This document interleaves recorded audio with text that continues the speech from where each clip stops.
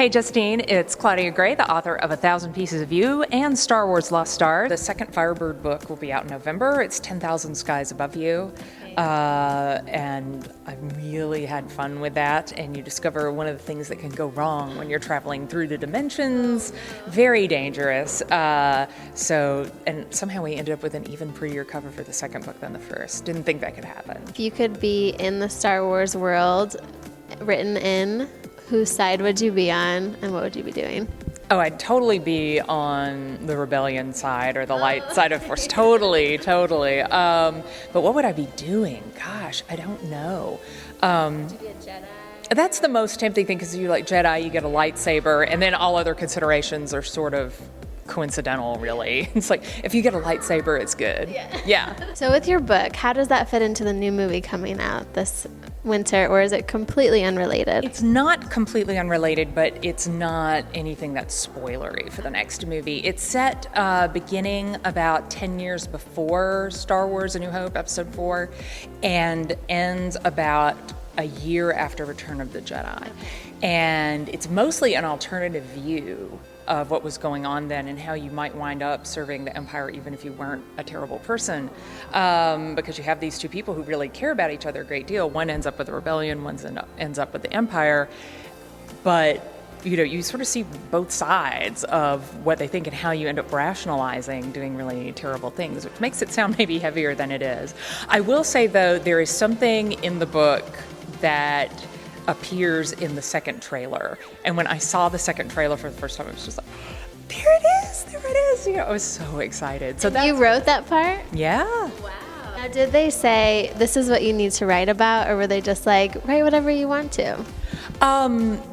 Sort of in between. I was actually really surprised how much latitude I was given. I thought I would be given an outline and it would be very specific, and instead they really said, we're looking for star-crossed lovers in the Star Wars universe. Then you put together a full outline, and that is what goes through and gets story approvals and things like that. So even though I came up with the vast majority of that concept, they approved everything and were like, oh, maybe this ship should be there. They knew some things like that. If somebody, let's say, reads your books for Star Wars and then they're not familiar with your other work, what do you think they would like about your other books? The Firebird series, 1,000 Pieces of You, which is about the daughter of two famous scientists chasing her father's killer through alternate dimensions.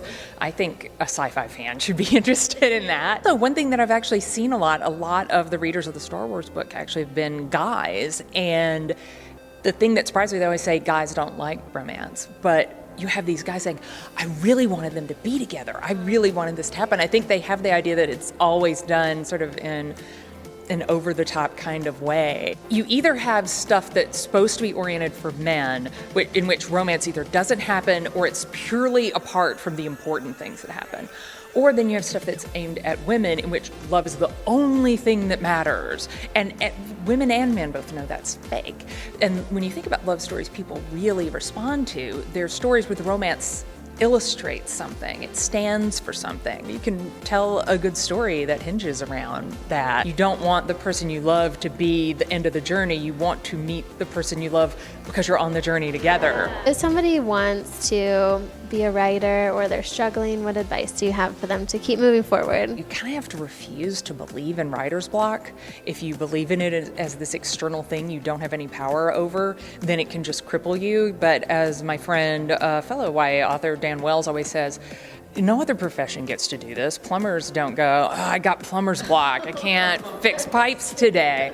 You can sit down, you can type, you can put something down there. It may not be any good, but you can put something down there. And I think it's so important to just keep rolling and just say, I had a bad day, or this chapter isn't working, let me start again.